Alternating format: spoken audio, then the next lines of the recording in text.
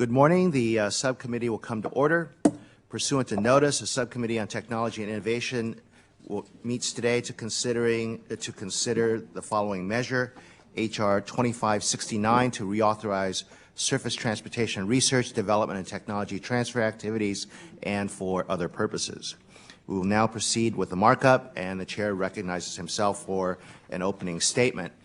This is a very busy day for everyone, and I will attempt to be brief. The underlying bill was introduced in late May. I'm not going to review it in detail, but the bill before us today is the result of House subcommittee hearings in the 110th and the 111th Congresses. I believe we've had 4 hearings on this topic. The focus of these hearings was to establish the R&D priorities appropriate for the 21st century rather than a continuation of programs that were created decades ago.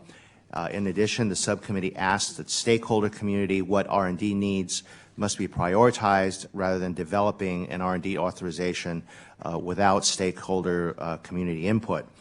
Also in developing this legislation, we have worked closely with the Transportation Secretary, Mr. LaHood, and the REIT Administrator, Mr. Appel, and the Transportation and Infrastructure Committee and relevant subcommittee. This bill is consistent with the general principles outlined by Secretary LaHood and with the draft bill that the Committee on Transportation and Infrastructure is developing. The bill creates a formal mechanism for stakeholder input and evaluation into surface transportation R&D, into a surface transportation R&D strategic plan. It increases the accountability of the research programs at the Department of Transportation as well as the university transportation centers. It improves the transparency of DOT R&D activities, allowing for improved oversight, and the bill also sets priorities in areas such as climate, green transportation infrastructure, congestion mitigation, and pavement research. The focus of these programs is to ensure that research programs are firmly anchored in the needs of the user community. The bill does not yet include authorization levels. As the bill moves forward and funding levels are established for the overall surface transportation authorization, it is my intention to set funding levels, and we hope to do this before this legislation reaches the full committee mark.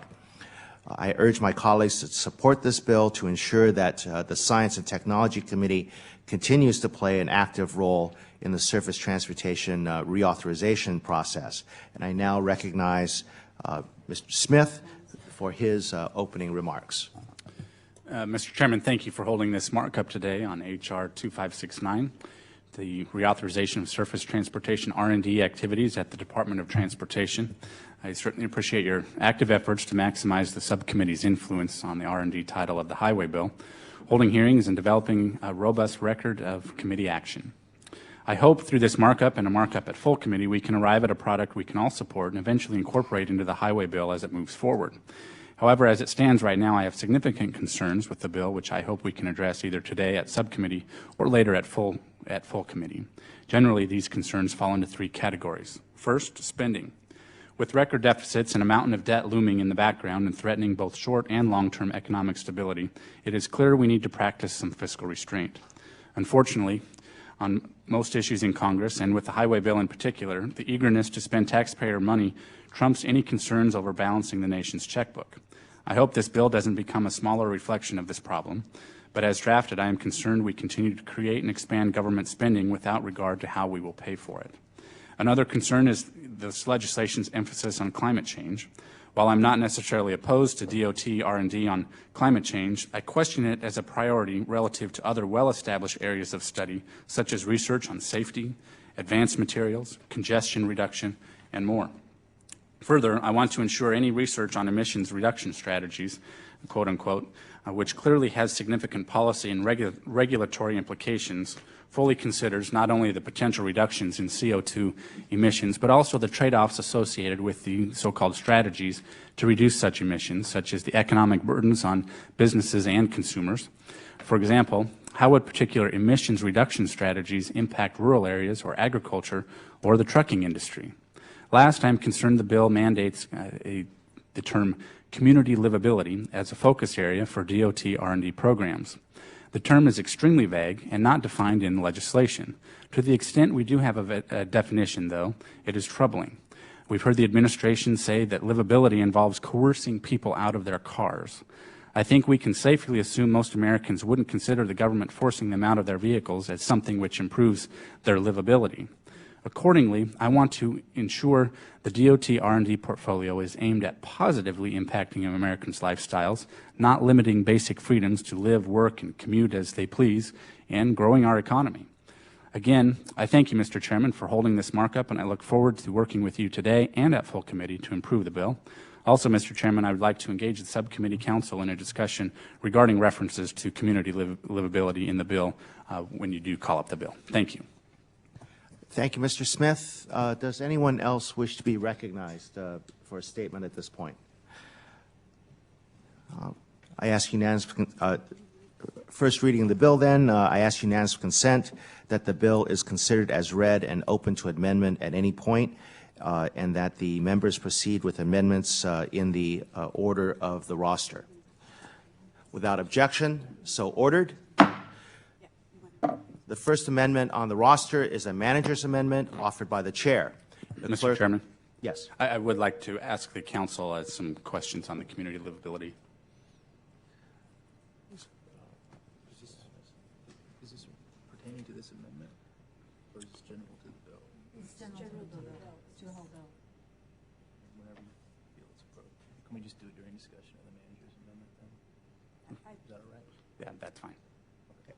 Manager's amendment. Go ahead. Sure. Okay. The clerk will report the amendment. Amendment to H.R. 2569, amendment number 016, offered by Mr. Wu of Oregon. I ask unanimous consent to dispense with the reading. Without objection, so ordered. I recognize myself for 5 minutes to explain the amendment, and Mr. Smith, you may wish to proceed both on the amendment and on the livability discussion at that point. This amendment makes one technical change and adds a section to reauthorize Intelligent Transportation Systems, ITS, activities at the Department of Transportation. The technical change amends the definition of the administrator to become the secretary acting through the administrator. The activities in this bill are to be carried out by the administrator of the Research and Innovative Technology Administration, or RITA. However, this new language is consistent with the current statutory language and reflects comments received from the Department of Transportation. Secondly, this amendment authorizes ITS activities at the DOT. These activities are currently overseen by RITA. The amendment also requires the administrator to develop performance metrics for its deployed ITS projects and assigns the GAO to a biennial study to assess how well deployed ITS projects are meeting these metrics. This amendment will bring more accountability to a program that has received billions of dollars over the past 2 decades, but according to the GAO and others, has not led to clearly quantifiable results. Is there discussion on the amendment? Yes, Mr. Chairman, I have some questions and clarifications. I recognize the gentleman from Nebraska. Thank you. If the committee council would take some questions, I appreciate your being here today. I'm concerned, mostly from experience, that there's terminology that is being proposed for statute that might be a bit ambiguous. Could you define the community livability as it would pertain to this, how it could be construed, I guess? So community livability is one of the focus areas for the strategic plan, and it refers to tools to support better decision-making, modeling, data analysis, these types of things in order to support the DOT's overall mission of more livable communities. Okay, is there, I mean, that still might be a bit difficult to enforce, to really clearly define. Would this be a similar approach in rural versus urban areas? I would have to defer to the Department of Transportation's definition for livability, but no, it would not necessarily be the same. Okay. I mean, I'd love to have rail transportation, passenger transportation across Nebraska. It may not always be the most effective or appropriate. But, and I mean, if this is DOT, then what is their definition? DOT hasn't created to my knowledge, they don't have their comprehensive definition yet. They are working with EPA and HUD to create a framework that will support policies around housing and the environment for more livable communities. So they don't yet have a definition of it, but they're requesting it in statute. Is that the case? This bill is an attempt to be consistent with something that they've identified as a priority. They being the administration? They being the Department of Transportation. So it's a priority. What can you just describe then, I guess, how constituents, whether it's rural or urban, might perceive this to? If the gentleman would yield. Okay. Having had a couple of multi-decade experience with the term in Oregon, but sharing with the gentleman some concerns about the elasticity of the term, my general experience in this has been that some of the gentleman's concerns about urban and rural, I think, will be, are adequately addressed in by the elasticity of the term livability. It is, in transportation terms, pure transportation terms, an offering of choice under many circumstances, but that choice does not always exist in intensely urban environments versus very rural environments. One has different applications.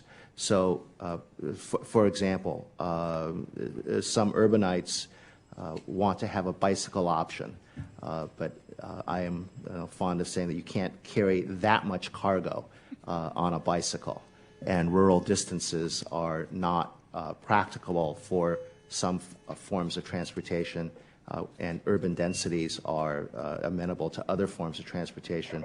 This is a priority for the department. It is used more than 40 times in the Transportation and Infrastructure's committee draft.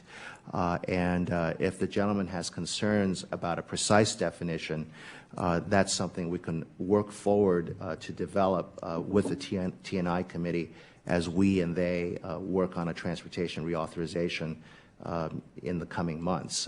It is going to be a longer process, and I recognize the gentleman's concern that this is a term, though used in some applications and in some regions of the country, is relatively new in the federal context.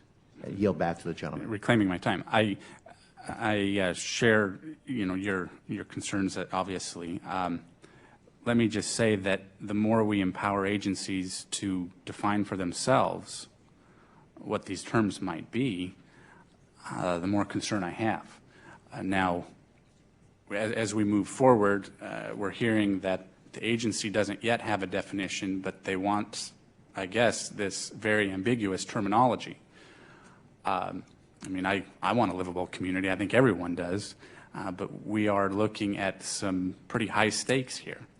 And when I see some of the language that has been coming out of agencies, primarily the EPA, I know that there's bipartisan concern among the Agriculture Committee, for example, of what is happening.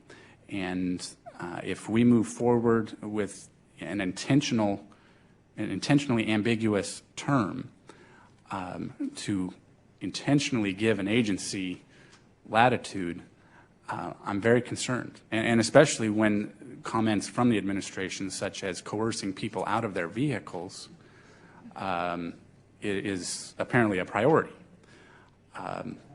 So those are my concerns, and I would hope that we could address those. I think it's our job to be as specific as humanly possible. So if I guess I yield back. Thank you. I thank the gentleman. Is there further discussion on the amendment? If not, the vote occurs on the amendment. All in favor, say aye. Those opposed, say no. In the opinion of the chair, the ayes have it, and the amendment is agreed to.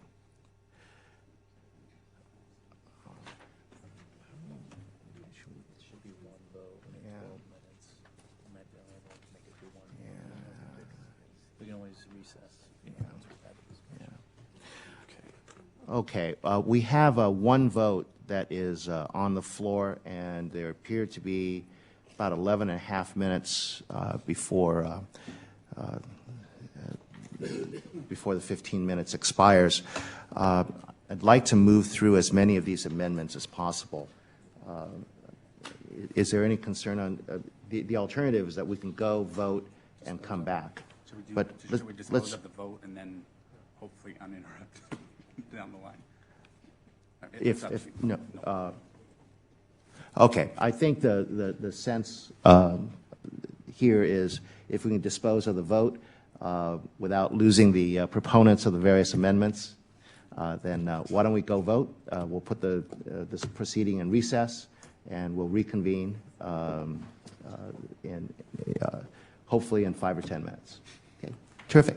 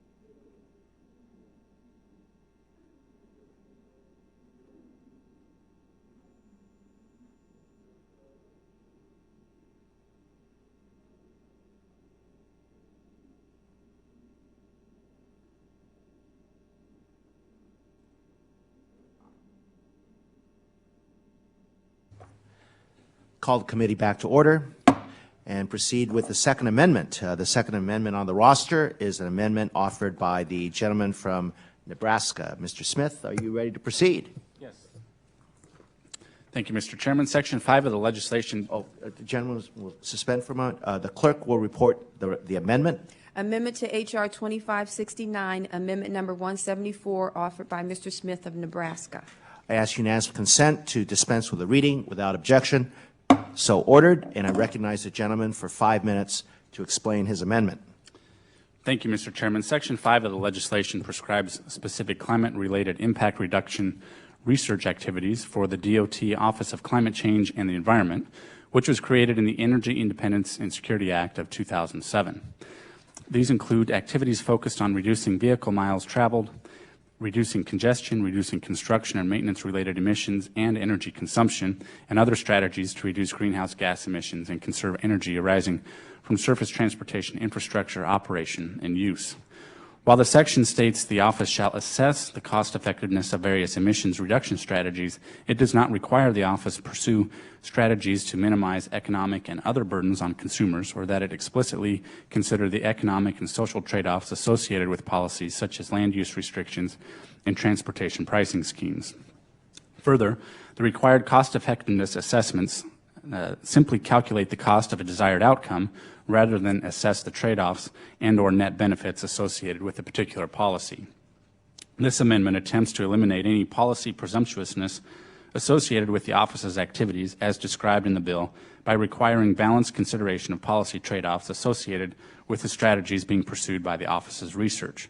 For example, research supported by the office on reducing vehicle miles traveled, VMT, would not simply focus on how to reduce VMT, but rather consider how reducing VMT might increase costs to businesses and consumers and restrict choice through regulatory restrictions, and whether this actually makes sense given the trade-offs.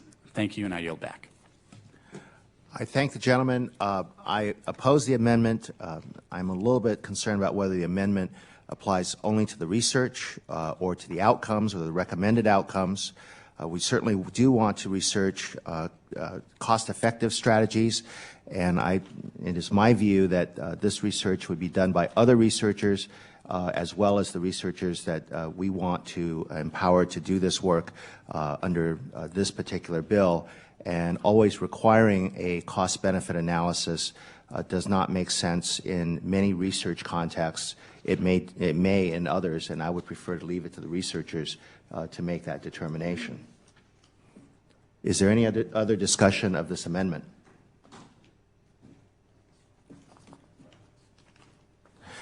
If not, the vote occurs on the amendment. All those in favor say aye.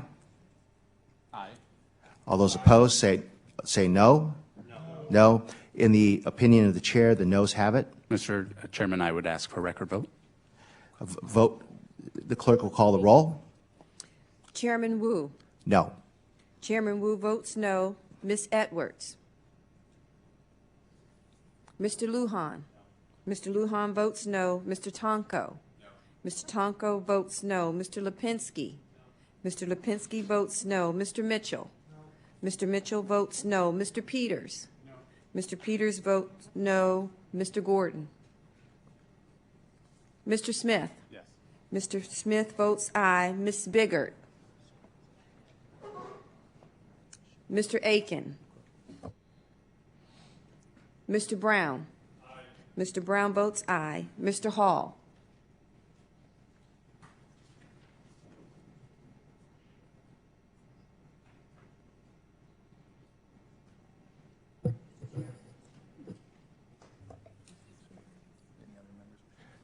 Any other members wishing to vote?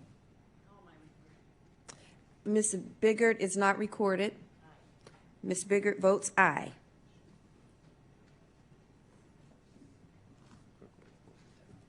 The clerk will report the tally. Mr. Chairman, 3 members vote aye and 6 members vote no.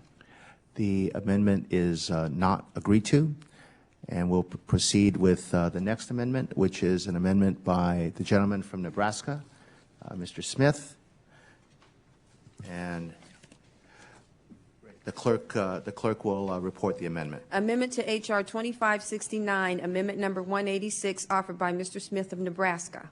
I ask unanimous consent to dispense with the reading without objection. So ordered.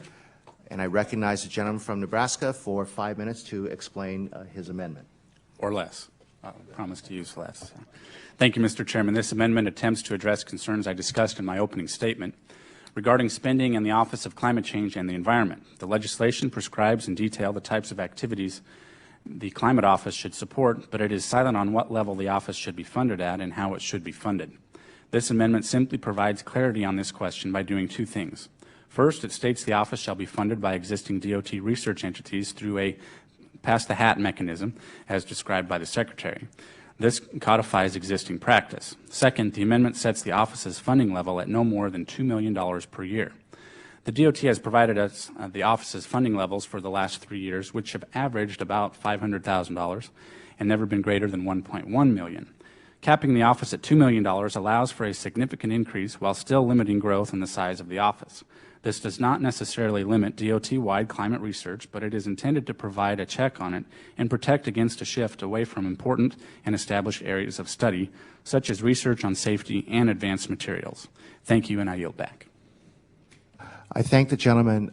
I'm going to oppose the amendment. The $2 million number is an arbitrary number. Historically, the office has had a reasonable level of expenditure. We do not know what expenditure level we will have overall for either the research budget or the bill overall, and we would like to work with the gentleman to set reasonable numbers going forward, but I oppose an arbitrary $2 million cap.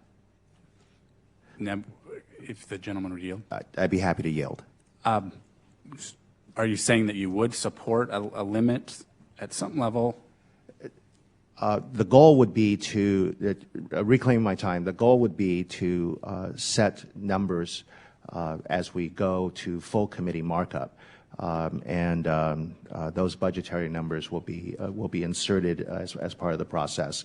At this point in time, I fully expect that number to be under $2 million, but that number may be higher or lower. But at this point in time, I fully expect that number to be lower once the allocation that we work with is known. And if you would yield for I'd be happy to yield to the gentleman. I appreciate that. And I just hope that, I mean, the reason why I want to offer this, and I am offering this, is to try to establish some limits. And I think that it's certainly within our jurisdiction. I think it's appropriate. And if previously the agency has spent about $500,000 and on average, and I'm proposing to cap that at $2 million. I think that's reasonable, perhaps unreasonable for some on the other end of the equation. But I think that this is reasonable, and that's why I offer it. And I offer it in good faith, and I know that you're responding in good faith as well. So I hope that we can do something, but I think this is a good start. Well, reclaiming my time, the goal of the committee will be to set budgetary numbers as we go forward. I understand the gentleman's concern, and it is one that I share. One of the challenges with offering numbers when so well in advance of knowing what the projections might be is that what one intends as a ceiling, one certainly hopes will not become a floor. And we've all seen strange things happen around this institution and this this city. And I would recommend to the gentleman that once we have the information better in hand about what we are going to actually allocate to the research section, that we will come to a set of firm numbers, which, with every expectation based on history, will be under $2 million. But again, that's not a firm commitment from the chair at this point in time, but it is an expectation. I'd be happy to yield to the gentleman. But you do have an expectation of setting a firm number? Yes. Within reason of what, maybe even lower than $2 million, I might be hearing, but that's not my point. But if you're willing to establish a hard number, I think that is a step in the right direction, and I would withdraw my amendment on that premise. I thank the gentleman. Hearing no objection, the amendment is withdrawn. It is next in order to consider amendment, the gentleman's third amendment. Are you ready to proceed with your amendment? Then the clerk will report the amendment. Amendment to H.R. 2569, amendment number 183, offered by Mr. Smith of Nebraska. I ask unanimous consent to dispense with the reading without objection. So ordered. The gentleman is recognized to discuss his amendment for 5 minutes or less. Or less, yes. I think 1 minute and 6 seconds last time. Thank you, Mr. Chairman. Section 8 of the legislation establishes a pavement research deployment and education program within DOT. However, such a program already exists in the U.S. Code, created in Safety Lieu. The existing program heavily overlaps with the proposed activities in Section 8. For example, existing programs supports research on the reduction of initial costs and life cycle costs of pavements, including the costs of new construction. Similarly, Section 8 of this bill would support research on methods to reduce the overall life cycle cost of paving materials and practices.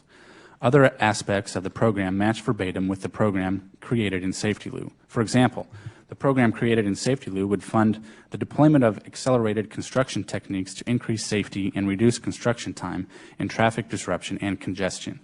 This amendment addresses the clear duplicativeness of these programs by simply striking the existing program from the code, ensuring that costs and activities will not be redundant. I plan to withdraw this amendment with assurances from you to work with us at the full committee level to clarify and resolve the duplicativeness of these programs in the bill. Mr. Chairman, will you work with us at full committee markup to resolve the issues raised in this amendment, and can you assure that we will be given a full committee markup? If the gentleman will yield. At this point in time, we fully expect a full committee markup. It is at that time that we hope to put in the numbers for the research section, and it is also my expectation that any short period of potential duplication between now and what I understand to be the expiration date of the federal highways programs this fall, that we will eliminate the duplicative sections.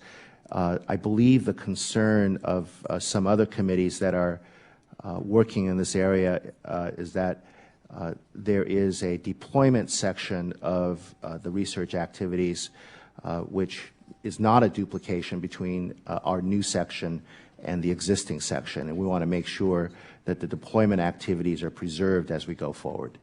And I do offer the gentleman my commitment to work with him to eliminate unnecessary duplication between these two similar research efforts.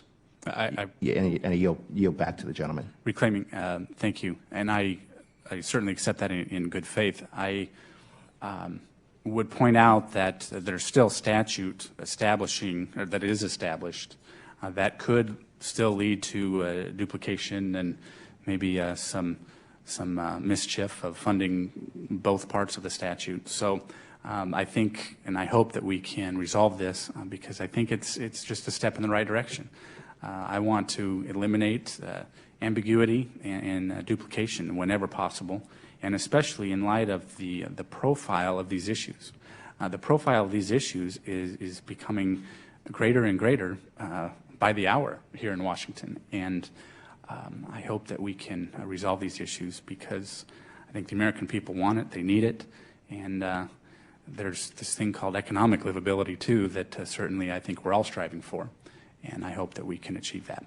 Thank you. If the gentleman would yield. Yes. It is certainly my intent, I believe the intent of the entire committee, to avoid the kind of duplication that I understand the gentleman to be concerned about. The goal here is to work with the gentleman to eliminate that duplication, to preserve any unduplicated deployment activities which exist in the current program, and probably to work out, given the location of these research efforts in both RETA and the Federal Highways Administration, to work out the best location for this kind of research going forward, and to have only one location for that research. And I yield back to the gentleman. Thank you. I appreciate that, and without any further discussion on my part, I would, in good faith, withdraw the amendment with the agreement that we can address this in full committee. Thank you. I thank the gentleman. Then the next amendment is the fifth amendment on the roster, an amendment offered by the gentlelady from Illinois, Ms. Biggert. Are you ready to proceed with your amendment? Yes, I am. I have an amendment at the desk. The clerk will report the amendment. Amendment to H.R. 2569, Amendment Number 184, offered by Mrs. Biggert of Illinois. I ask unanimous consent to dispense with the reading. Without objection, so ordered. I recognize the gentlelady from Illinois for 5 minutes to explain her amendment. Thank you, Mr. Chairman. Section 6 of the bill that we're considering here would establish green transportation research centers at universities to mitigate environmental impact throughout the life cycle of the transportation infrastructure. This section was passed by the Science and Technology Committee as a standalone legislation in 2008 by voice vote. However, the underlying legislation includes a small but very significant change to how these centers would be supported. While last year's bill established the centers at existing university transportation centers, which already carry out a significant amount of green infrastructure research, the language in this bill allows for establishment of centers anywhere. The result of this could mean creation of up to 10 new centers or more. The bill mandates one for each of the USG's regions. This seems a minor change. This seemingly minor change could result in the creation of new centers, which, once established, typically exist in perpetuity, regardless of their value, performance, or need for research that they carry out. In other words, there's no oversight by us. The amendment to this section that I propose simply converts the section to a grant program, specifying that existing UTCs cannot receive these grants. This will allow universities with expertise in transportation that are not currently receiving the federal research dollars as a UTC to take advantage of grants without establishing new centers that will be difficult to eliminate. In other words, that we would have the authorization component. And with that, I would conclude my remarks and yield back. Is it the gentlelady's intention to withdraw the amendment? It is my intention to withdraw the amendment, but I would like to have some discussion about it before I do that. When we, the chair recognizes himself for 5 minutes. When we considered the prior legislation on green transportation, the gentlelady expressed her concerns about dilution of research efforts. And I believe that one of the accommodations we made and I cannot remember whether it was at full committee or at subcommittee, but was to limit the growth of research centers. But a parallel of that decision was to permit existing research centers or any other worthwhile academic programs to participate in the new green research activities. I think the part of the gentlelady's amendment that I find troubling is disabling existing UTCs from making proposals for this research when there is a substantial research and knowledge base in those centers. And I'd be happy to yield to the gentlelady. Well, it's my understanding that those that have already been created have the ability to do this. And a lot of this has been established by earmarks, and I think that's what's troubling to me, is that we don't have the oversight that we should have. And I haven't found what they do, what's been accomplished yet, since we don't require any reports or anything. Reclaiming my time. I think if the gentlelady's concern is with the if you will, over-earmarked nature of transportation research and related research in this field, it is a concern which the chair shares, and the long-term goal is to rework the relationships between any earmarked amounts and the overall research goal so that we have, as in other research areas, a better opportunity to establish peer-reviewed, merit-based research in addition to any legacy earmark research which may continue. Well, I think that's why we're separating out the money. And according to the bill, then there's going to be 10 new centers in addition to those that are already granted the opportunity for the green transportation research. Reclaim my time. It is my goal to have all researchers be similarly empowered to apply for research grants under the new program. I'd be happy to yield to the gentlelady. Well, I think that's what my amendment would do also. I think that the ones that we have already created wouldn't want to apply for another one since they already have the research capability.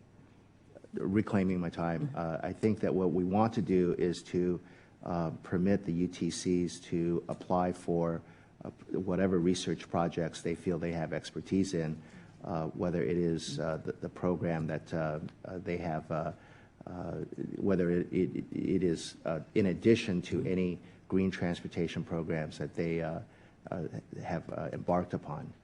And I'd be happy to yield to the gentlelady. So not only would you, if you yield, but this does not limit the dollars from the transportation bill. In other words, what you're saying is that a UTC that already has the capability of doing this could apply for more dollars from as a grant. Yes. Yes. Okay. So, but the bill says to create up to 10 new centers or more, and one for each of these regions. So not only are we going to have to fund any of those that have already been created, and I understand there's at least 46, okay, 46, not 47. So that would mean that we're really increasing the research dollars, and where would that money come from? We will be working with the Transportation Committee to reach a more adequate research budget, which this committee would like to see exceed the earmark amounts. Then that is a long-term goal. Okay. Yeah, and last year we included language to put this in the UTCs, and that was rejected this time. I'm sorry, could the gentlelady clarify? In last year's bill, we included language that the green transportation centers would be in the existing UTCs, Okay. and they refused that. Okay, last year we put in the fact that the green transportation research would be in the UTCs, and that was rejected this time.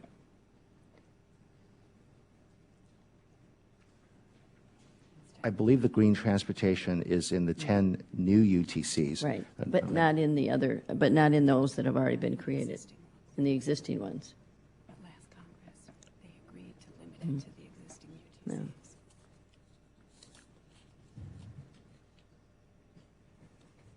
So that's why we drafted it as Yeah. It's my understanding that that the bill language is as introduced last year. not as passed. Not as passed. And Council, this came up in staff discussions. Council, can you address this question, please? The question of the current bill text, that is as introduced in H.R. 5161 from the 110th Congress. What is the specific? Okay. And that was as passed, and then we got an agreement to put the green transportation into the existing UTCs. And that's what passed the committee and the House. That is consistent with my recollection. What the gentlelady has just said, that there was action in the committee last time to put the green research in the existing UTCs. In discussion then with this, that was rejected this time. And that's why we went to have the green centers to be allowed for the grant program rather than just the 10. Council, is the bill as modified by the manager's amendment consistent with the bill as introduced in committee, or consistent with the bill as passed? As introduced. Okay. I'd like to offer to work with the gentlelady to straighten this situation out.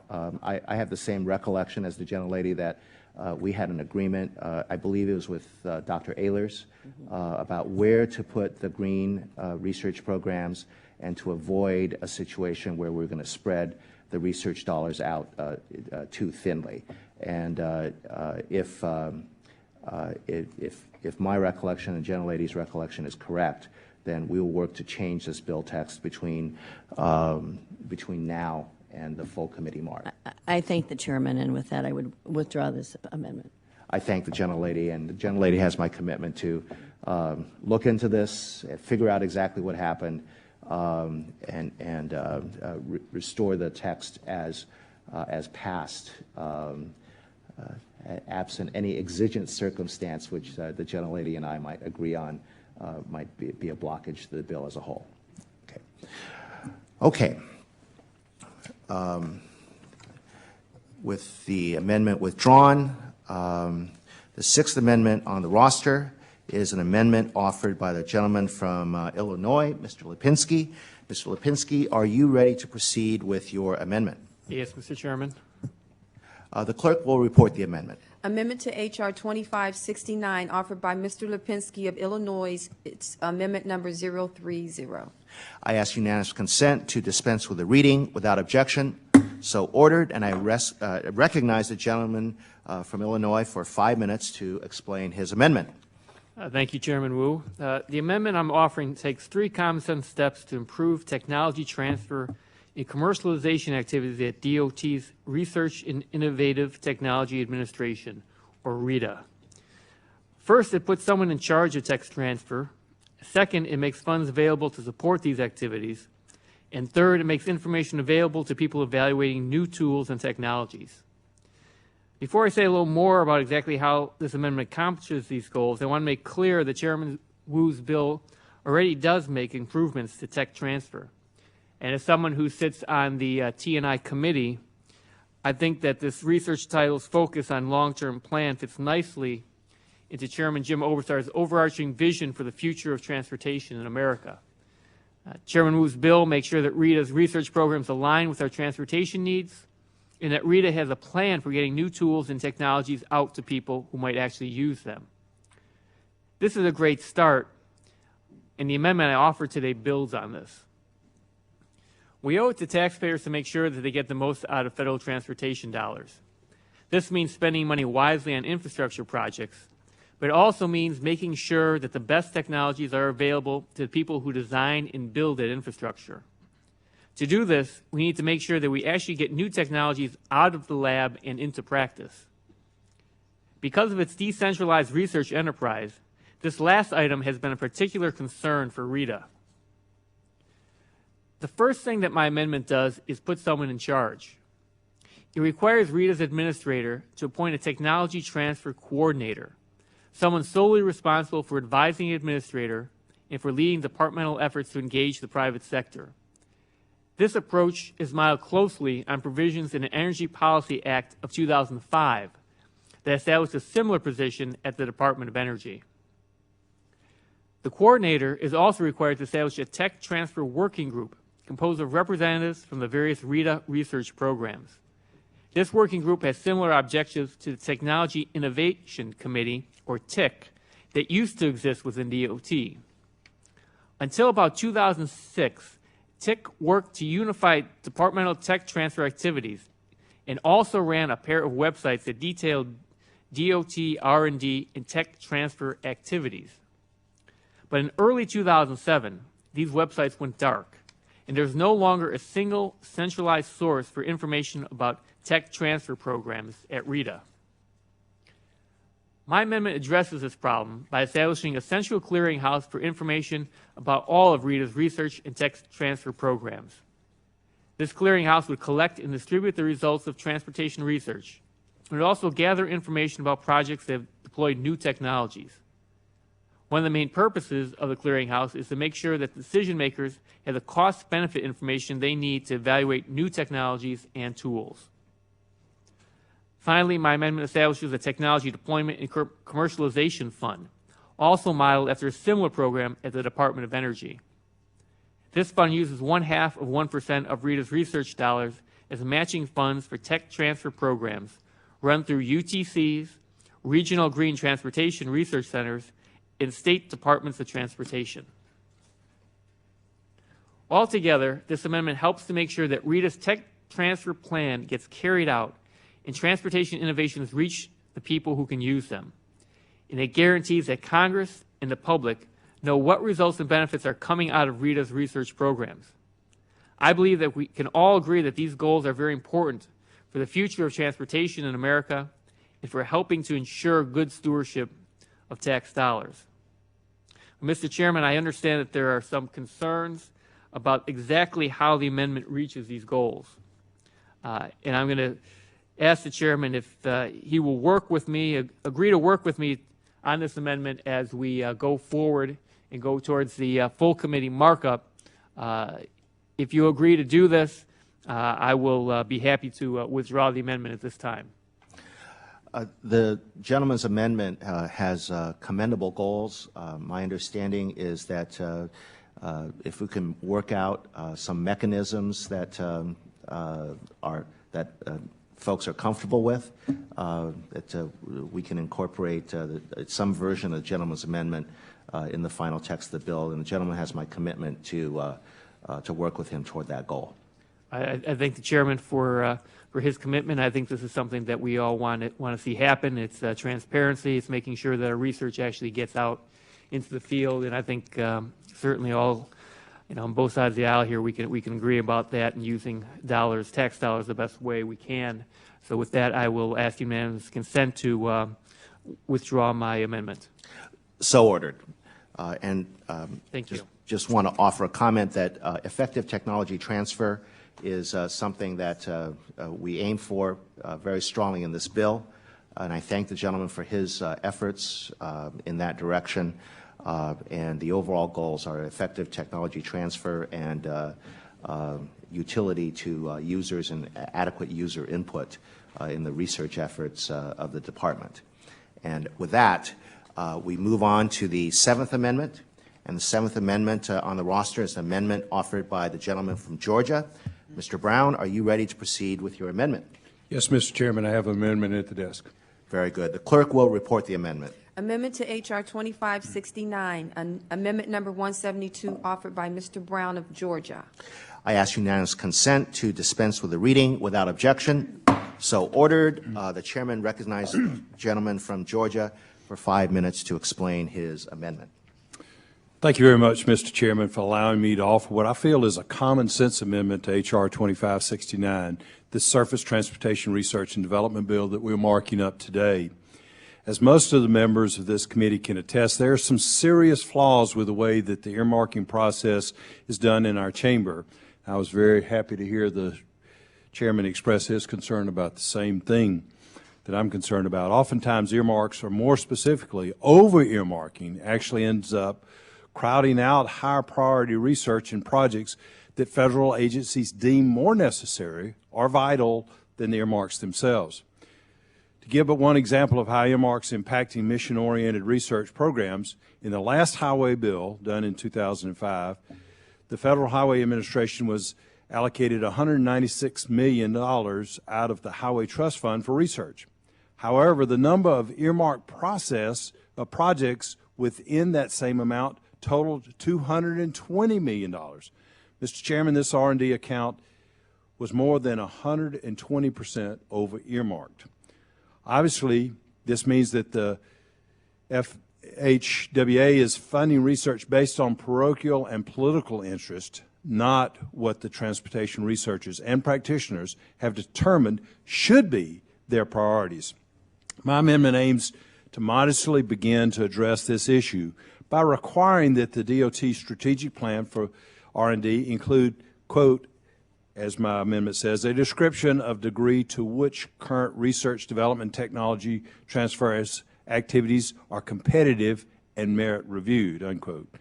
Additionally, he asked for the strategic plan to include a description on whether and how increasing the proportion of competitive merit reviewed activities as opposed to earmarks might further the objectives of the plan. This simple inclusion would allow us to better quantify the impact of earmarking on addressing transportation's R&D needs. As I said before, I believe this is a small but necessary step for this body to make so that we might be able to better understand how earmarks are usurping more meaningful research. It is my understanding, Mr. Chairman, that you are willing to accept this amendment, for which I am very grateful. and I look forward to working with you and the rest of our colleagues and hopefully reforming the process even more in the future. Mr. Chairman, I really enjoyed the way that you work with us, and I would hope that all chairmen would do the same thing, and I appreciate your willing to do so. Thank you so much. Thank you, Mr. Chairman, for working with me on the end goals of this amendment, and I yield back the balance of my time. I thank the gentleman. I do intend to accept this or recommend that this amendment be accepted. I think that there are many instances where with local road projects, those who know the locality best might have particularly valuable input about specific road projects. I think there's probably a much stronger argument that research projects should have substantial regional and national input. In addition, there might be legitimate local input at times, but I certainly agree with the gentleman that knowing the extent to which the research in the department is earmarked or over-earmarked is a valuable data point from which to proceed to adjust future research priorities and the methods that we choose to deal with these allocations. And with that, is there any further discussion of the amendment? I just wanted to thank the chairman again. I appreciate it very much, and I appreciate you working with me on this. Thank you so much, sir. Thank you, Mr. Brown. If not, the vote occurs on the amendment. All in favor say aye. Aye. Those opposed say no. In the opinion of the chair, the yeas have it, and the amendment is agreed to. Are there any other amendments? If not, then the vote is on the bill, H.R. 2569, as amended. All those in favor will say aye. Aye. All those opposed will say no. In the opinion of the chair, the ayes have it. And I recognize myself to offer a motion. I move that the subcommittee favorably report H.R. 2569 as amended to the full committee. Furthermore, I move that staff be instructed to prepare the subcommittee report and make necessary technical and conforming changes to the bill in accordance with the recommendations of the subcommittee. The question is on the motion to report the bill favorably. Those in favor of the motion will signify by saying aye. Aye. Those opposed say no. The ayes have it, and the bill is favorably reported. Without objection, the motion to reconsider is laid upon the table. Members will have 2 subsequent calendar days in which to submit supplemental, minority, or additional views on this legislation. And I want to thank all the members and the staff for their hard work and attendance. And this concludes our subcommittee markup. Thank you all very, very much.